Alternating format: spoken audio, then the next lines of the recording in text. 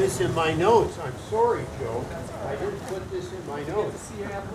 Well, it is my distinct pleasure to be introducing to you the Dane County County Executive, Joe Parisi.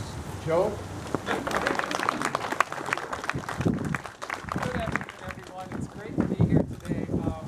County Board Chair Eicher and I are very honored not only to be here today to observe the 50th anniversary, but to be partners with the Colonial Club. And everyone here knows what the Colonial Club does, but what you might not realize because you're here in Sun Prairie is that you are leaders countywide.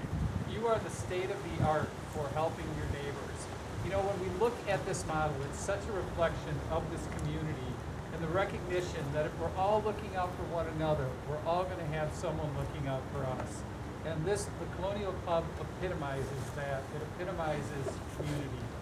You know, when we look at the past year and a half, 2 years, senior centers in general, certainly the Colonial Club, senior housing, senior citizens have had one of the most challenging times during the pandemic and have been the most vulnerable to the COVID-19 pandemic. And Bob, and staff, and volunteers, and the board have had to pivot like no one has had to pivot before, not only to keep people safe, but to keep in touch, and to keep those connections, and to keep people knowing that someone cares about them and is checking on them and is knowing that they're okay. And what we've seen over the last year and a half doesn't surprise us because we knew folks would rise to the occasion like they did, but it's something that should give us hope for the future, hope as we move forward out of the other side of the pandemic, that this community, this club, the people associated with it, came together and watched out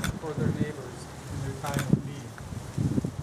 I'm really honored to be here today with the mayor. I appreciate our many partnerships. You have such a hard-working mayor in Sun Prairie who, as you know, cares so deeply about this community and illustrates that every day.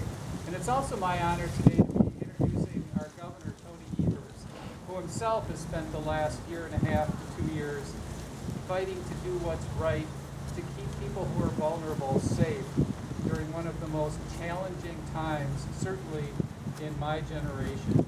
And seniors have been at the forefront of the folks who he's cared about because, again, they have been the most vulnerable to the ravages of the COVID-19 pandemic. So, Governor Evers, it's an honor to have you here today, and it's an honor to introduce you, ladies and gentlemen, the Governor of Wisconsin.